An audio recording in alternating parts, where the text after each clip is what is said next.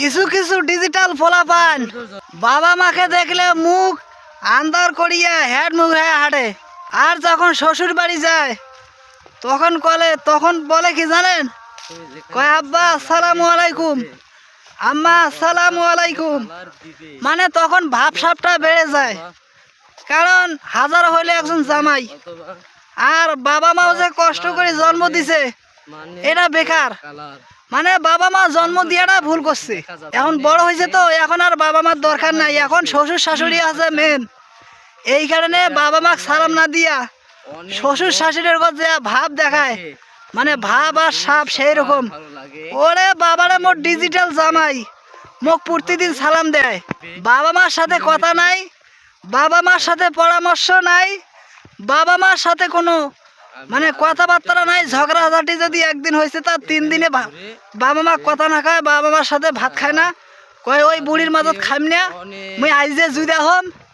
মানে জানেন না ছেলের যে আর ভাবসাবটা বেড়ে যাচ্ছে তার বলা চলে না। আর যখন শ্বশুর শাশুড়ির বাসা যাইবে তখন মনে হয় যে সেই স্মার্ট জামাই, মনে হয় যে অনেক টাকা পয়সাওয়ালার ভাব।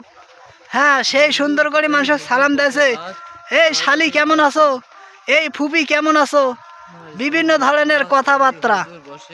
এই জন্য আমি বলি ভাই, যারা ডিজিটাল মানে যারা ডিজিটাল সন্তান, বাবা মাও কষ্ট করে জন্ম দিয়া তোমাক ভুল করে নাই ভাই, বাবা মা জন্ম দিয়া ভালোই করছে, তোমাক দুনিয়ার ভেতর আনছে কিসের জন্যে? ভালো কিছু করো, বাবা মার কাছে দোয়া নাও, হ্যাঁ নামাজ পড়ি দোয়া করো, তাইলে দুই জাহানে শান্তি পাইবেন। যদি তাক না করিয়া তোমরা বাবা মার কথার বিরুদ্ধে যান, বাবা মাকে দেখি না পান, রাগ আর গোসা নিয়ে চলাফেরা করেন, তাহলে তোমার কপালত শুধু এই দুনিয়ায় নমায় দুই জাহানে ক্ষতি আছে, দুই জাহানে ক্ষতি আছে। ঠিক আছে, যারা যারা মোর ভিডিও কোনায় দেখতেছেন হয়তোবা মনে করবেন যে ভাই এই ভিডিওটা যারা বিয়ে করছে তাদের জন্য, আর তাদের জন্য না ভাই, সবারই উদ্দেশ্যে ভিডিওটা। সেটা আছে বাবা মার সাথে অবশ্যই ভালো ব্যবহার আচার করে কথাবার্তা কইবেন।